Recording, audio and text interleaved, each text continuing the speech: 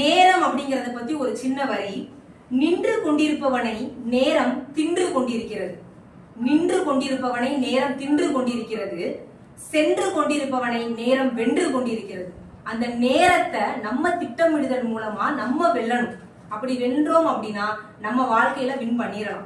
So லைஃப்லயே ரொம்ப most expensive gift அப்படிங்கிறது என்னன்னா டைம் தான். ஏன்னா ஒரு பேரண்ட்ஸ் பெற்றவர்கள் பிள்ளைங்களுக்கான நேரத்தை ஒதுக்கணும். எவ்வளவு சம்பாதிச்சு நீங்க சொத்து சேர்த்து வச்சிருந்தாலும் பிள்ளைங்களுக்கான நேரத்தை நம்ம ஒதுக்கணும்.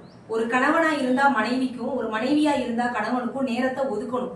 என்ன பண்ண போறோம், நம்ம என்ன ஏர்ன் பண்றோம், எல்லா விதத்திலையும் நம்ம அவங்க கிட்ட அதை பகிர்ந்துக்கணும். அதுக்கு நம்ம நேரத்தை செலவு பண்ணணும். ஒரு ஃப்ரெண்டா இருக்கும் போது அந்த ஃப்ரெண்டுக்கு நம்ம நேரத்தை ஸ்பெண்ட் பண்ணணும். அப்படின்னா மட்டும்தான் நம்மளால நேரத்தை கரெக்டான வகையில ஃபாலோ பண்ண முடியும். சோ நம்ம எல்லாருமே டைம் இல்லன்னு இன்னைக்கு நம்ம அந்த ஒரு டெக்னாலஜி வேர்ல்டுல சுத்திக்கிட்டே இருக்கோம். டைம் இல்லைன்னு நம்ம சொல்லவே கூடாது. ஏன் தெரியுமா? நேரம் அப்படிங்கிறது எல்லாருக்குமே பொதுவானது. எல்லாருக்குமே 24 மணி நேரம் தான். ஒரு சாதனையாளர்னு எடுத்துக்கிட்டீங்கன்னா 24 மணி நேரம் தான். ஒரு சாதாரண வாழ்க்கை வாழ்ற மனுஷங்களுக்கும் 24 மணி நேரம் தான்.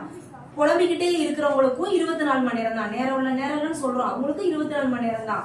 சும்மாவே சுத்திக்கிட்டு இருக்கிறவங்களுக்கும் 24 மணி நேரம் தான். சோ நேரம் அப்படிங்கிறது எல்லாருக்குமே பொதுவான அந்த 24 hours தான். அதை நம்ம எப்படி ஸ்பெண்ட் பண்றோம் அப்படிங்கறதுல தான் நம்மளுடைய சக்சஸ் அப்படிங்கிறது இருக்குது.